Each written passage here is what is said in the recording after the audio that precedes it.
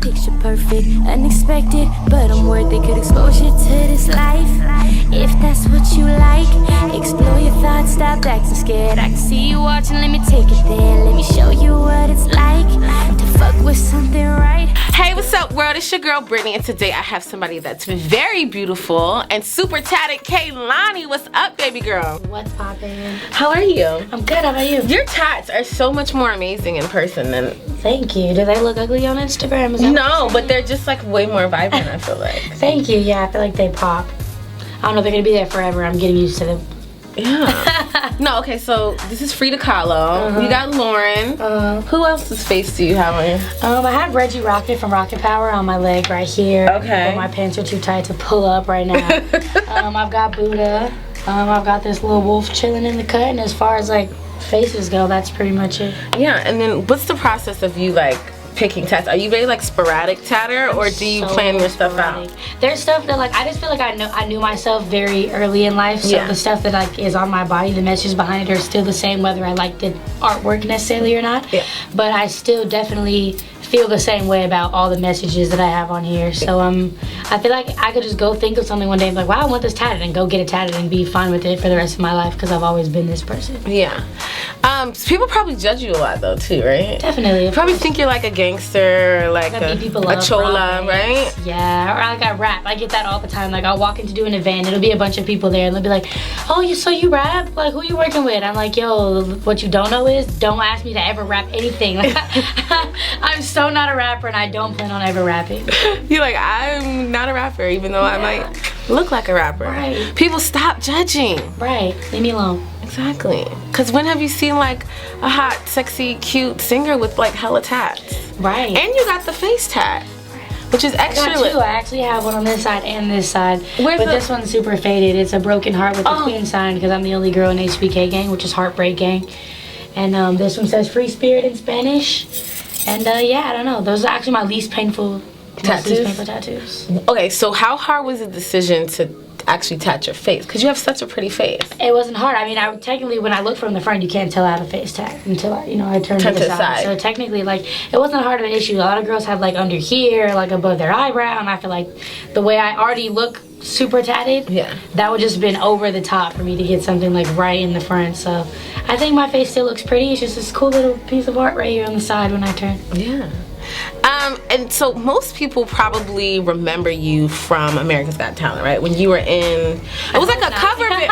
Well, no, initially, right? Yeah. So it's like, oh wait, actually it's more like a recall. So it's like, oh wait, you were in Pop Life? Yeah. Like, and it's like, oh, the bells go off. Yeah, I think because we were a young group of like African American and mixed kids, like at that time we were like making a lot of noise in our generation just because we were like on TV and we were like from Oakland. We were just regular kids, right, out there just playing jams, you know. So I think a lot of people just remember that there was a young group from Oakland out there of like 6 dudes and a girl, just all of like just super colored, like really dope looking, like really good story like kids. So I think we definitely made a lot of noise, and it's cool when people remember me now. It's interesting. It's just because people like to compare the growth, which is like, I appreciate that. It's like, okay, you were able to go from being in a band to being your own thing in a span of like 2 years, 3 years. So yeah, I don't know. It was definitely growth for sure. Yeah, and then that's how you kind of met Nick Cannon though, right? But that was only in passing. Yeah, I mean, the thing is, they have to like, you know, keep the show and the contestants separate. So we were allowed to like be cool, but we weren't allowed to have outside conversation, of course. So like maybe a year and a half later or something, like he called me and we just linked back up again and just started, you know, working on building a relationship. And he's like my mentor. He's like a father figure to me. So because you kind of grew up kind of hard, right? Your aunt is the one who raised you, took you in because your parents. She's the dopest. Yeah. How does she feel about like seeing you like succeed like this? I mean, it's crazy. It was okay. This is the kid that went through all the crazy stuff in the family and like was the oldest. So like everybody kind of, I was like the first of my siblings, you know, generation to have to like, them have to figure out how to deal with all this, you know. By like the 3rd child, they were well equipped to like handle whatever they had to handle. But for me, I think I was everybody's like first, like, whoa, like these are the kids in this family, this is what we're gonna have to like learn how to deal with. So she really took the reins and she like prepared me for the world, and like she's amazing, and I think she's just so proud to see where it's gone, you know, and like that the fact that it's continuing to grow, because every little thing surprises us, you know, the fact that I'm even like here able to do all these things, like we're just very grateful. Like even when I first joined the band, it was like, wow, I can't even believe this is like real life, like this can happen. I'm like the only one out of my family that's doing something crazy like this, you know, only one of us graduated. Like there's never been like a marriage in the family. Like I think I'm gonna be the first one to like do all the really cool like stuff, so I just want to like have my family enjoy it with me. So she's really stoked about all this. So Cloud 19, I think, is what people most know you for. And you have really great like 90s R&B samples on there. Yeah. You have like a little ode to Mary J. The joint is like, I can love you. That's my jam. And so when Drake's mixtape came out during All-Star Weekend, I heard his Genuine sample, and I was like, I've heard this sample before. Maybe Drake was listening to Kehlani. I don't know.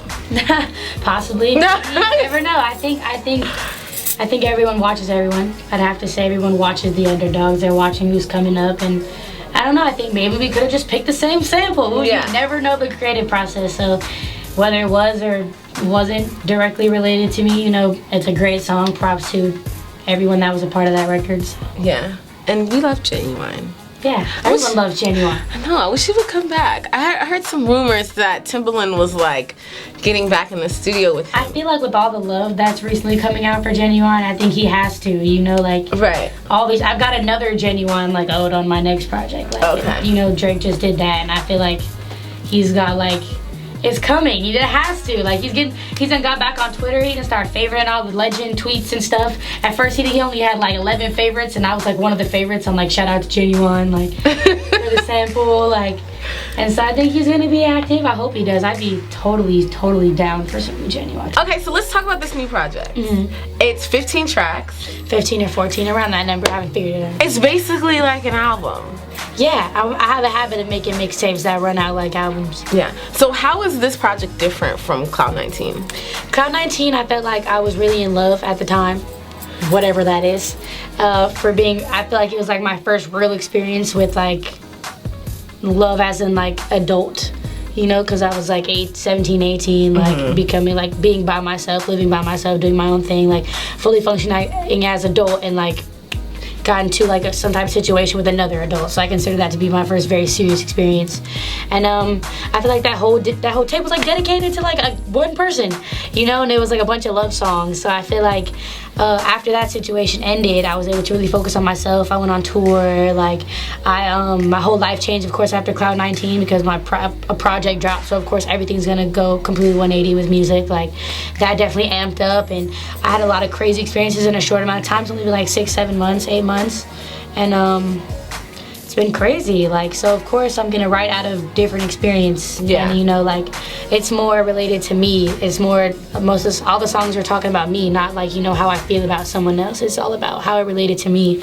And you get stories of my past in there, which I think people were waiting for, because it was in a lot of interviews, but when it came to like the music, you weren't getting that full story for me because I wasn't ready to share it in my music yet. But you're gonna get some songs out anywhere from make you cry to maybe make you laugh, you know, stuff like that. It's very cinematic. It's very big. The instruments are bigger. The production got a lot bigger and stronger. And there's a lot on there sonically. There's no samples, first of all. I did a sample free this time, and I didn't want to rely on like flips. I didn't want people to just say I was like the flip girl. Yeah. You know, because I was dope for Cloud 19, but I wanted to switch it up and show I can make anything from blues to, you know, ballads on there. I've got all type of crazy stuff. So yeah. Okay, what is Tsunami? Can you explain that to me? It's like it's like Lonnie Tsunami, and then it's like Tsunami mode, right? Mob, Tsunami Mob. Well, pretty much it started as a nickname because people were calling me like the wavy baby, just because like my style, and like I have like this kind of surfer-esque aesthetic, which people always told me, just like I'm very like hippie-ish and really like kind of like Islander. And people started calling me Lonnie Tsunami after like the Disney movie Johnny Tsunami, and it just stuck.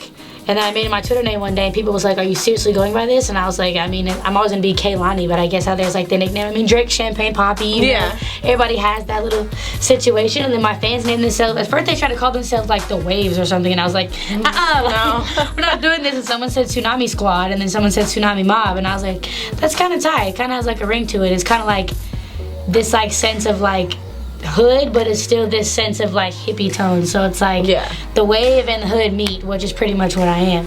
And so I kind of rocked with it, and it just became that. And Tsunami is like a huge unstoppable force that kind of wipes out anything in its path. So I think that's kind of what we are. We're a huge unstoppable force. Has anybody like, you know, Too Short or E40 or any of them reached out to you? Yeah, those are cats I met a long time ago, you know, of course. I like to call Too Short Todd. I just really I met Short a while ago, you know. I met E40 a while ago. Like, I did a remix joint with E40, and Keisha Cole reached out. Keisha Cole's supposed to be on my project. I'm still trying to pull that, but you know, timing. We're on 2 different like time schedules, and she really loves me and wants to support me just because I'm another Oakland girl, and that meant the world to me because she's like that female, you know, from Big Oakland. titty Keisha. Like, it's one to say you're from the Bay, but to be from Oakland is like a whole nother sense of pride. Yeah, so I think we just hold it down for each other, and yeah, I mean.